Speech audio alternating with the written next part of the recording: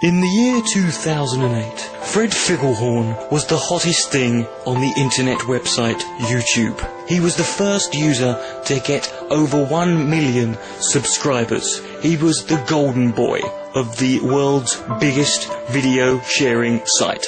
However, things were about to take a turn for the worst. As his popularity grew, so did his ego. By the end of 2009, his subscriber count had gone up to a staggering 1 billion. He began doing strange things like wearing a tweed crotchless jumpsuit. He would randomly jump up and start singing the Polish national anthem whilst masturbating. And he would insist that everyone referred to him as Mr. Papadopoulos. Eventually, he became intolerable, and after a while, everyone began trying to plot Fred's ultimate demise. However, their attempts would not be necessary, for it would be Fred himself who would become the architect of his own downfall. By the summer of 2010, Fred had reached a massive and completely unthinkable subscriber number of 8.7 billion. It was at this point that things began to turn. The global population was only 6.3 billion, and the internet using population was only 1.2 billion. This made YouTube very suspicious, and upon an investigation they discovered that Fred Figglehorn was in fact subscribed to himself via 8 billion sock accounts. He was in fact a complete fraud.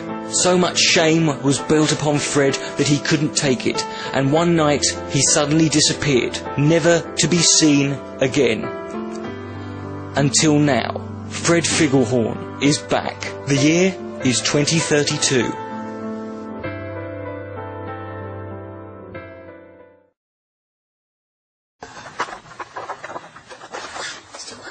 It works. What? I've done this for so long.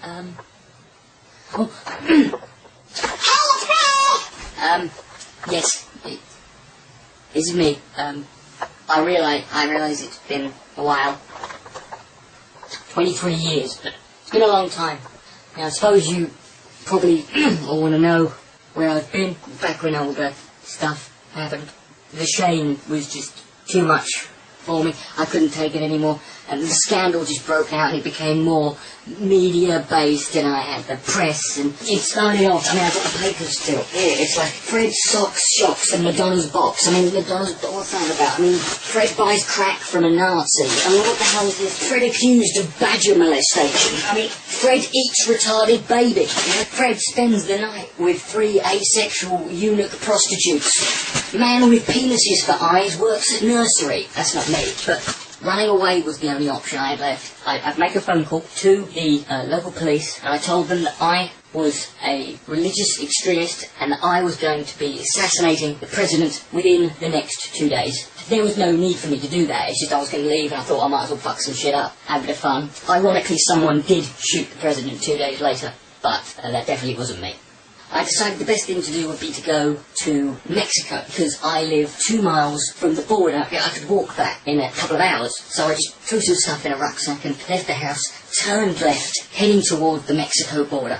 Unfortunately, I'd made a bit of a miscalculation, and 6 weeks later I arrived at the Canadian border, realising I should have turned right outside my house. But once you've started. So I arrived and entered Canada, and I was deported within 6 hours, because they found out I was vaguely interesting, and that wasn't what they wanted in Canada. I was taken to the Canadian immigration headquarters, shed, really. They asked me for details, and I thought, well, if I lie, end up somewhere else. So I told them that my name was Ahmed Osama Daboom. I was 32, and I live in Sao Paulo with my wife, Deirdre. Unfortunately, they didn't take me to Brazil. They took me to a mental institution, because I had been deemed to be dangerously insane. The words they used, penetrating dead children level. It was a long 4 years, particularly if you had to share a room with a man called Nigel, a chronically obese psychotic who heard voices that he believed were Spandau Ballet telling him what to do. All they were telling him to do every day was to eat as much of his own shit as possible. But I did meet a guy called Montel. He was a 75-year-old black man. He told me that he knew where there was $10 million. It was hidden in a sewer in Cambodia, and he would be happy to tell me where it was. Then he said, in return, I had to give him oral sex on the knob, cock on the dick, on the area, twice a day for a year. It's a true gambit of emotions I went through there. Sorry, but blowing Montel's genitals was not really worth any money, you know. Anyway, about a year later, I'm in the Cambodian sewer. I'm looking for it. I've got a map and a torch. Don't ask me how I got to Cambodia. You know, it's just too illegal. I'm there, big place, Cambodia. I have to look around, and I was determined. It's hard to describe how determined I was. I couldn't describe it in words. You wouldn't appreciate it, unless, of course, you have been blowing a 75-year-old Negro pensioner 720 times for the last year.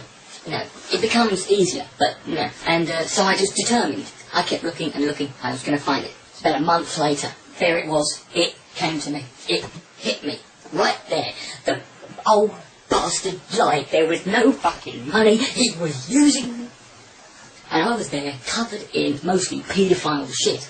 I had no money. I had acquired a skill within the last year, and I thought I could use that. I became one of the higher rate homosexual prostitutes of Cambodia. I made enough money to make sure that within 6 months I had a full-blown meth addiction. I had a bit of an episode, and 3 days asleep I woke up by a horrible sensation, a horrible pain, and it turned out I had wandered into a zoo and gone into the elephant enclosure. They were very horny while I was passed out. One of the more aggressive and not very chivalrous male elephants fingered my anus. And I required, I think it was 18,412 stitches. It basically just glued me back together, and I needed to get out. And I found a man who would get me out. He said he could get me smuggled out of the country via airplane for only 300 million Vietnamese dong. And I ended up in an airport late at night, thinking I'm going in the cargo hold. No. He gaffer taped me to the underside of the airplane. How the fucking pilot didn't see me, I never know. And I landed safely after 18 hours in the ocean. We crashed. I was captured by Lebanese terrorists who tied me to a radiator. Apparently it was a Terry Waite reunion. It was okay. It was 7 years flew by. I mean, there was one point when they did stick a Kalashnikov in my pee hole, and they shot me 27 times. And it burst all my stitches. So I came back. I was watching my videos, my old videos for a little blind. Fred goes to the dentist. Fred jumps up and down and goes, no. They're shit. They're fucking shit. No wonder I had to fucking sock account myself. What did I do? Fred fucks the milkman. Fred gets molested by his uncle. Fred sets fire to a fucking nursing home. Google, YouTube wouldn't let me. Well, you can't stop me now, can you? Oh no, it's no more of this. Cutesy ADHD. No, this is angry, pissed off, worn out, male prostitute, meth addicted, ripped anus, bestiality enthusiast, Fred Figglehorn.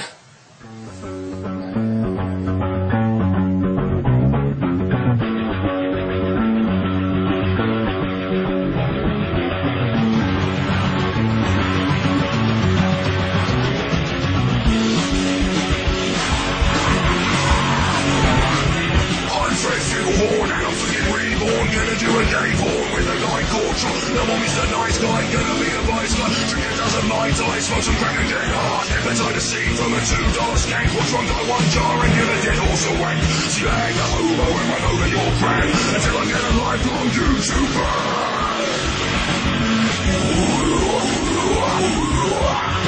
Oh yes, who am I? I'm Fred Figglehorn, you're against me, the horn, I'm gonna fuck a dildo and leave her soul torn, magic like David Blaine, I'm completely insane, pedophile, bloodstained, shit, piss and chocolate rain, don't fuck with me, cause you're gonna get shocked when you wake up and find that I'm eating your cock, own ya, drug you with pneumonia, make a video you wish I'd never fucking shown ya, that's right, I'm Fred Figglehorn, back motherfuckers, flag me, I'll find out where you live and burn your fucking house down. Bye bye. It's Fred.